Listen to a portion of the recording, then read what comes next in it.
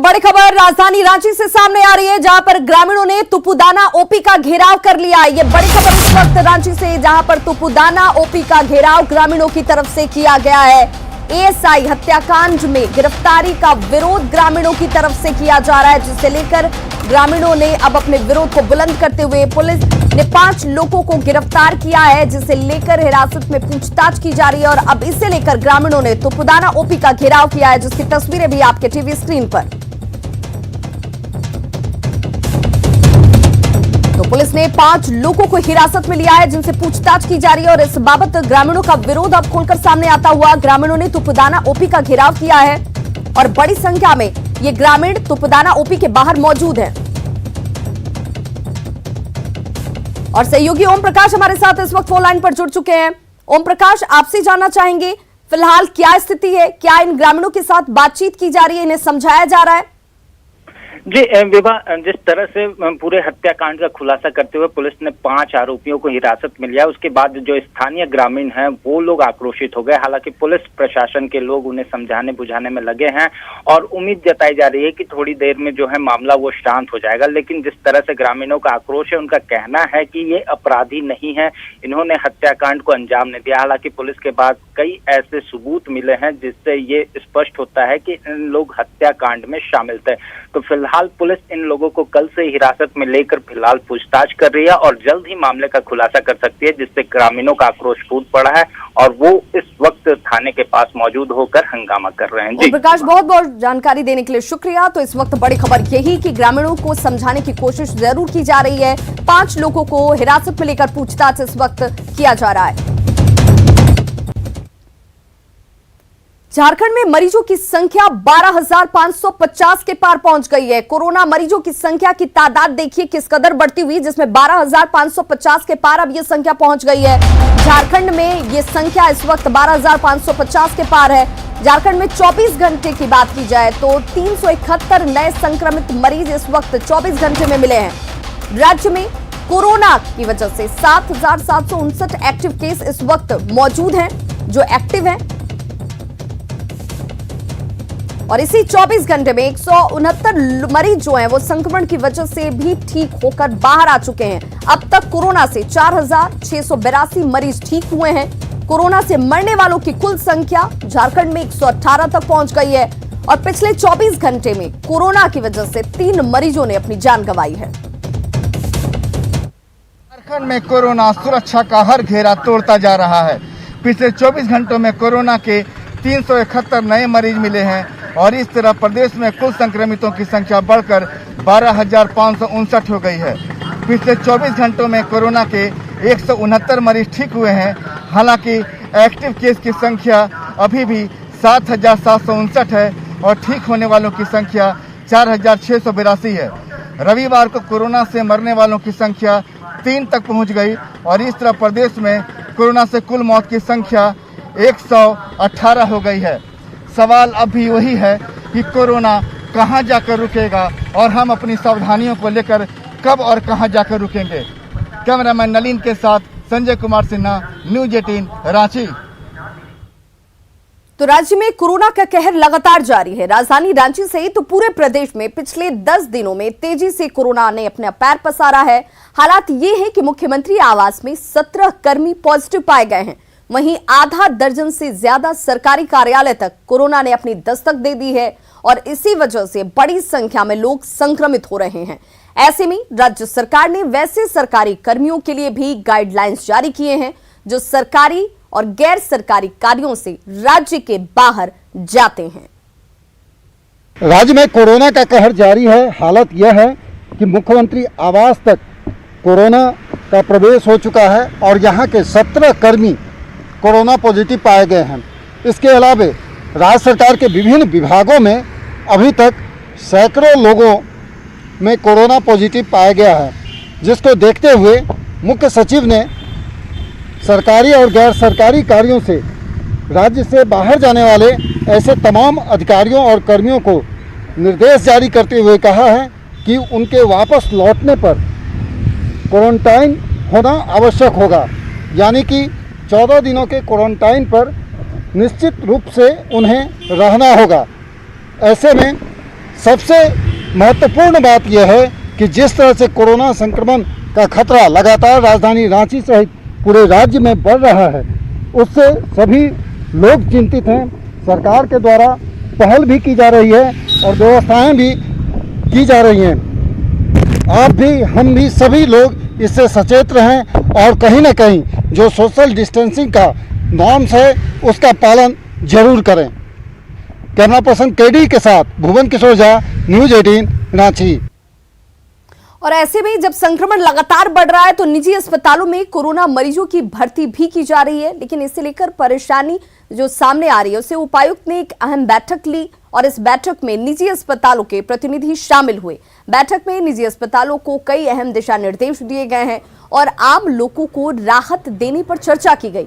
आपको बताते चलें कि निजी अस्पताल सिम्टोमेटिक और एसिम्टोमेटिक का हवाला देकर मरीजों को अस्पताल में एडमिट लेने से कतराती नजर आ रही है और इस वजह से मरीजों को खासी परेशानी का सामना करना पड़ रहा है, जिसके बाबत ये बैठक बेहद महत्वपूर्ण हो जाती है। आज रांची शहर के जितने प्राइवेट हॉस्पिटल्स हैं उनके प्रबंधक लोगों के साथ एक बैठक की गई है और पिछले 2-3 दिनों में कुछ शिकायतें आई थी कि कई सारे प्राइवेट हॉस्पिटल्स जो है वो पेशेंट्स को नहीं ले रहे थे। वक्त बेवक्त जब इमरजेंसी होती है तो वैसे में वो टेस्ट के लिए इंसिस्ट करते हैं। तो आज सभी प्राइवेट हॉस्पिटल के जो भी प्रबंधक थे उनके साथ बैठक की। उन्होंने आश्वासन दिया है कि पेशेंट आने पर वो उनको पॉजिटिव पेशेंट मानते हुए ही उनको एडमिट करेंगे, उनका इलाज करेंगे और जब नेक्स्ट मॉर्निंग जब भी होगा आवश्यक अनुसार उनका टेस्ट भी कराया जाएगा। तो रांची में कोरोना मरीजों की बढ़ रही संख्या को देखते हुए सरकार ने कई निजी अस्पतालों में पेड कोविड सेंटर बनाए हैं। वहीं दूसरी तरफ रेलवे के आइसोलेशन कोचेस महीनों से यूं ही बेकार पड़े हुए हैं। पेड कोविड सेंटर में भर्ती होने पर हर दिन मरीजों से 4,000 रुपए वसूले जा रहे हैं, जबकि हटिया यार्ड में लाखों रुपए खर्च कर रेलवे ने 60 रेलवे बोगी में आइसोलेशन कोचेस तैयार की, जिसमें पूरी व्यवस्था की गई है। ऑक्सीजन से लेकर हर तरह की सुविधा इसमें मौजूद है। इनका सदुपयोग करने के बजाय सरकार निजी हॉस्पिटल्स और कार्निवल में पेड कोविड सेंटर बनाने में जुटी हुई है। देखिए 60 कोचेस तो हमारे जो कोविड केयर सेंटर हैं, जो आइसोलेशन कोचेस जिनको आप कह रहे हैं, वो हम हटिया कोचिंग डिपो में बनकर रेडी हैं और जब भी इनकी ज़रूरत पड़ेगी कंसर्न्ड हेल्थ डिपार्टमेंट की तरफ से तो उसको उपलब्ध करा दिया जाएगा। तो आदमी पर डिपेंड करता है, किस तरह का आदमी है उस तरह से अपना जो है सो जा सकते हैं, जाते हैं। गरीब तबके तो सरकारी में न जाएगा। पैसा वाला जो है सो उनको सुविधा अच्छा चाहिए, ढंग का चाहिए, तो पैसा वाले जो है सो माने प्राइवेट में भागते हैं। गढ़वा में 2 नाबालिग आदिवासी लड़कियों के साथ गैंगरेप की घटना सामने आई है। घटना नगर उटारी थाना क्षेत्र की है और दोनों पीड़िता उत्तर प्रदेश की रहने वाली हैं। ये लोग अपने भाई के साथ नगर उटारी में आधार कार्ड अपडेट कराने के लिए पहुंची हुई थी, लेकिन घर लौटने के दौरान करीब 1 दर्जन युवक उन्हें उठाकर गरबांध जंगल ले जाते हैं और सामूहिक दुष्कर्म की घटना को अंजाम दिया गया। इसे लेकर नगर उटारी थाने में फिलहाल मामला दर्ज कराया गया है। घटना 29 जुलाई की है, लेकिन अब तक कोई कार्रवाई इस पूरे घटना को लेकर नहीं की गई है। गढ़वा पुलिस इंटर स्टेट का मामला बताकर इससे पल्ला झाड़ती नजर आ रही है।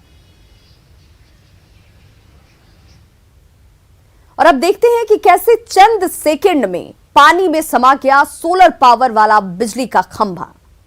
साहिबगंज के राजमहल गंगा विकराल रूप यहां पर धारण कर चुकी है। तस्वीरें एक्सक्लूसिव आपके सामने और देखिए कैसे गंगा के कटाव की वजह से सब कुछ पानी में समाता जा रहा है।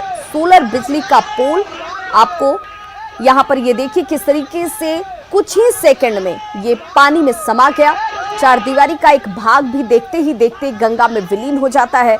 गंगा के पानी में शमशान घाट विलीन होने की कगार पर है।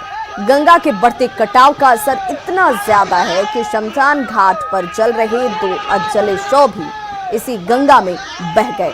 गंगा के बढ़ते कटाव से कई गंगा घाटों पर खतरा अब मंडराने लगा है।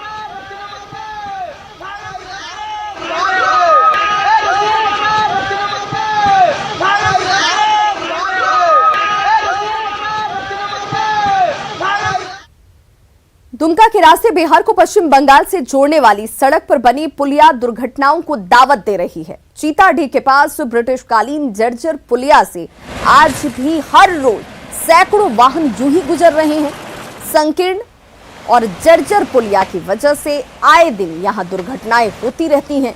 जर्जर पुलिया का जायजा लिया हमारे संवाददाता पंचम झा ने। दुमका सीवड़ी मुख्य मार्ग पर इस मार्ग पर एक पुलिया है जो ब्रिटिश कालीन पुलिया है और पुलिया काफ़ी जर्जर है। बंगाल को दुमका के रास्ते बिहार से जोड़ने वाली यह प्रमुख सड़क है। प्रतिदिन सैकड़ों वाहन इस मार्ग से गुजरती है और आए दिन दुर्घटनाएं होते रहती है।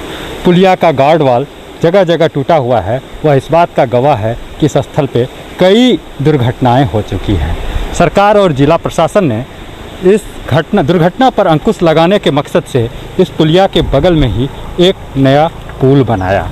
लगभग एक दशक से यह पुल बनकर तैयार है, लेकिन आज भी यह फंक्शनल नहीं हो पाया है। वजह है जो एक तरफ जमीन अधिग्रहण का मामला आज भी अधर में लटका हुआ है। अगर जमीन अधिग्रहण किए बगैर पुलिया का निर्माण हो जाना और एक दशक से आज भी जीर्ण शीर्ण पुलिया से वाहनों का गुजरना यह दर्शाता है कि कहीं न कहीं सरकारी राशि का दुरुपयोग है। अगर यह रोड चालू हो जाए तो यह स्थल जो ब्लैक स्पॉट के रूप में चिन्हित है, कम से कम दुर्घटनाओं पर अंकुश लगेगा। पंचम कुमार झा, न्यूज़ 18 दुमका। तो पाकुड़ के विशनपुर बाईपाड़ा मार्ग पर बड़े बड़े गड्ढे बन चुके हैं और इससे लोगों की खासी परेशानी बढ़ी हुई है। इसका जायजा लिया हमारे संवाददाता कुंदन कुमार ने। इस रोड में आप देख रहे हैं कि किस तरह लोग जान हथेली में लेकर के रोड को क्रॉस करते हैं और एक सज्जन क्रॉस करते हुए तो निकल गए, लेकिन दूसरे लोगों ने अपना रुख मोड़ दिया है, यानी कि साइड के रास्ता से वो निकल रहे हैं। दुर्गापुर से पाइकपाड़ा जाने वाली रोड ये आगे चलकर बंगाल चले जाते हैं और बंगाल आना जाना लोग करते हैं। हमारे साथ यहाँ पर एक युवती, हम उनसे बात करते हैं। आपको क्या परेशानी हो रही है इस रोड आने जाने में? ये रोड इतना परेशानी हो रहा है हम लोग को आने जाने में, मतलब एक तो बीच से इतना गड्ढा हो गया कि हम लोग पार भी नहीं हो पाते हैं। और यहाँ पे जो साइड दिख रहा है, साइड से भी हम लोग नहीं जा पाते। आपका घर कहाँ हुआ? मेरा घर जादूपुर है। इसी रोड के किनारे है? हाँ, एकदम एकदम यही रोड से जाते हैं। क्या होता है डेली आने जाने में? डेली आने जाने में बहुत दिक्कत है, एक तो आ भी नहीं पाते हैं, इसलिए हम लोग वहाँ पाकुड़ में रह रहे भाड़ा में अभी। इसके रोड के कारण आप जो है पाकुड़ में भाड़ा ले लिए हैं। हमारे साथ और एक सज्जन ने बात करते हैं। क्या कहाँ जा रहे थे और क्या परेशानी महसूस कर रहे इस रोड में जाने में? अभी मैं सिंगाडा बनपाड़ा जा रहा हूँ। हम लोग NGO से वर्क करते हैं। यहाँ पर चाइल्ड प्रोटेक्शन का प्रोग्राम चल रहा है पाकुड़ में। बहुत सारी परेशानियाँ होती हैं। सारा फील्ड हमारा इधर ही है। पाकुड़ ब्लॉक के सभी लगभग 3600 GP में हम लोग चाइल्ड प्रोटेक्शन को लेकर पूरा रोड में क्या गड्ढा फैला हुआ है? पूरा रोड में गड्ढा फैला हुआ है। जाते आते एक दो बार हम गिर भी चुके हैं। मेरा पैर में मोच भी आ गया है। लगता है हम रास्ते में नहीं चल रहे हैं, गड्ढे में चल रहे हैं। आप तो लोकल में क्या जनप्रतिनिधि संज्ञान नहीं ले रहे हैं? जनप्रतिनिधि को संज्ञान लेना चाहिए था। हम लोग लोकल आदमी हैं। हम जनप्रतिनिधि से आग्रह भी करेंगे कि वो इस पर ध्यान दे। आपने देखा कि जो रोड की स्थिति है उस पर जनप्रतिनिधि भी संज्ञान नहीं ले रहे हैं। हालांकि प्रशासनिक पदाधिकारी यह दावा जरूर ठोक रहे हैं कि जल्द ही इस रोड का प्राक्कलन बनाया जाएगा और स्टेट को भेजा जाएगा। यह दावा जो है, वर्तमान तस्वीर इस दावे को झूठला रही है और आज से नहीं बल्कि कई वर्षों से रोड की यही नज़ारा बनी हुई है। कुंदन कुमार, न्यूज़ 18 पाकुड़। आज सावन की अंतिम सोमवारी के साथ सावन पूर्णिमा भी है। शिव आराधना के लिए दिन और तिथि का ये दुर्लभ संयोग माना जा रहा है। जानकारों के अनुसार पूर्णिमा के कारण आज चंद्रमा पूर्ण शक्तिशाली है, साथ ही दिन भी सोम यानी कि चंद्रमा का है। ऐसे में आज की उत्तम तिथि पर भगवान भोलेनाथ को जलार्पण करने से सभी मनोकामनाएं पूर्ण होती हैं।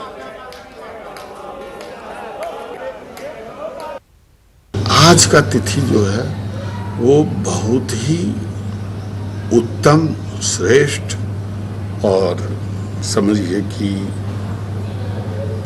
महान तिथि है। चंद्रमा पूर्ण शक्तिशाली है। सोमवार का दिन है, सोम चंद्रमा हो गया, इसलिए चंद्रमा अति शक्तिशाली हो गया। तो आज के दिन में जो भी व्यक्ति खीर बना करके अपने घर में अपने भाई को, अपने सारे परिवार को, अपने सारे बंधु बांधव को खिलाएगा तो वो दीर्घायु रहेगा, स्वस्थ रहेगा। सुप्रीम कोर्ट के आदेश पर सावन पूर्णिमा के मौके पर देवघर के बाबा वैद्यनाथ मंदिर में 100 श्रद्धालुओं को दर्शन करने की अनुमति मिली है। सोशल डिस्टेंसिंग का पालन करते हुए श्रद्धालुओं को दर्शन कराया गया। सुबह 5:15 से 6:30 बजे तक इन श्रद्धालुओं को दर्शन कराए गए। इस दौरान डीसी, एसपी समेत कई अधिकारी मंदिर परिसर में मौजूद रहे। लोगों को दर्शन कराना है। हम लोग जो सामान्य जन होंगे, कुछ लोगों का नाम हम लोग के पास आया है, कुछ का नहीं भी आया है, तो जो 100 लोग के आसपास हम लोग दिन में आज दर्शन करा पाएंगे, उन लोगों को दर्शन कराया जाए। सिर्फ दर्शन है, पूजन नहीं। आज सावन की पूर्णिमा है और सावन माह का समापन है। पूरे सावन भर एक भी बाहरी व्यक्ति का प्रवेश यहाँ पर बंद था, लेकिन आज सुप्रीम कोर्ट के आदेशानुसार यहाँ से 100 लोगों की सीमित संख्या में ही दर्शन का अनुमति दी गई थी और उसी के अनुसार पर आप देख रहे हैं कि जो महीनों भर यहाँ एक भी बाहरी लोग प्रवेश नहीं था, लेकिन आज देखिए जो सन्नाटा पसरा था, आज यहाँ कुछ चहलकदमी है। यानी कि ये अच्छा नज़ारा है, संकेत है कि जो भक्त बाबा से दूर थे जो स्थानीय, वो आज दर्शन कर रहे हैं, सुलभ दर्शन कर रहे हैं। SOPs का पालन कराते हुए पूरे जिला प्रशासन द्वारा उनको दर्शन कराया जा रहा है और लोग जो भी दर्शन करके निकल रहे वो खुश हैं। और कुल मिलाकर कि जो महीना भर जो यहाँ पे देखने को मिलती थी, हमेशा बोल बम के नारों के साथ जो सावन भर यहाँ पे गुंजायमान होता था, वो सावन भर देखने को नहीं, लेकिन आज समापन के दिन वो देखने को मिला। यानी कुल मिला के कहा कि कोई अच्छा संकेत है। SOPs का पालन कराते हुए अगर इसी तरह का सुलभ दर्शन हो तो भक्त बाबा से दूर नहीं हो सकते और बाबा भक्त। ऋतु सिन्हा, न्यूज़ 18। तो सावन पूर्णिमा पर रांची के पहाड़ी मंदिर में श्रद्धालुओं को दर्शन का मौका नहीं मिला, लेकिन श्रद्धालुओं ने पहाड़ी मंदिर के मुख्य द्वार पर ही आकर पूजा अर्चना की। जायजा लिया संवाददाता भुवन किशोर झा ने। आज सावन की अंतिम सोमवारी है। आप देख सकते हैं कि बाबा पहाड़ी नाथ के दरबार में हालांकि इस बार कोरोना के कारण से जो मुख्य द्वार है वो तो नहीं खोले गए, लेकिन जो कुछ श्रद्धालु यहाँ पर जिनकी आस्था यहाँ पर वर्षों से जमी हुई है, वो यहाँ पर गेट के बाहर ही आकर के या तो प्रणाम कर रहे हैं या सांकेतिक रूप से पूजा करके लोग अपने अपने घरों में जा रहे हैं। जो आस्था है यहाँ के प्रति और जो लोगों का यहाँ आने का जो सिलसिला था, एक समय थी जो पिछले वर्ष यहाँ पर खड़ा होने के लिए लोग सोचते थे कि किस तरह से खड़ा होया जाए, क्योंकि इतनी भीड़ होती थी यहाँ पर। लेकिन जिस तरह से कोरोना के कारण से इस बार 5 सोमवारी के दिन में यहाँ पर नज़ारा बदला हुआ रहा और उसके कारण से लोग मंदिर में प्रवेश नहीं कर पाए। नहीं, यहाँ पर तो डेली आते हैं, डेली हो सकता है मिलता है, अगर नहीं मिलता है हम लोग चल जाते हैं ना। तो बहुत आस्था था और है भी। और जैसे आज देवघर में बाबा का द्वार खुल गया है, डिस्टेंसिंग का मामला होते हुए भी, तो इसी तरह अगर यहाँ का भी अगर हो जाता तो बड़ा अच्छा रहता हम लोग के लिए, यहाँ श्रद्धालु लोग के लिए भी बढ़िया रहता। डिस्टेंसिंग पालन होता, अच्छा से होता, ये और क्या बहुत बढ़िया होता। लेकिन फिर भी हम लोग लगे हुए दूर से ही प्रणाम करके निकल रहे हैं। ये आस्था है यहाँ की और कहीं ना कहीं लोगों के मन में कसक है कि इस बार बाबा का मंदिर में जाकर के दर्शन तो नहीं हो पाए, लेकिन दूर से ही प्रणाम कर पूरे भर सावन जो है सो वो आस्था इसी तरह से बनी रही लोगों की और घरों में इस बार ज़्यादा पूजा अर्चना की गई है। कैमरा पर्सन KD के साथ भुवन किशोर झा, न्यूज़ 18 रांची। और मुख्यमंत्री हेमंत सोरेन ने राज्यवासियों को रक्षाबंधन की शुभकामनाएं दी। सीएम ने ट्वीट कर कहा कि सभी देश और झारखंड वासियों को रक्षाबंधन पर्व की अनेक अनेक शुभकामनाएं। घर पर रहें, सुरक्षित रहें।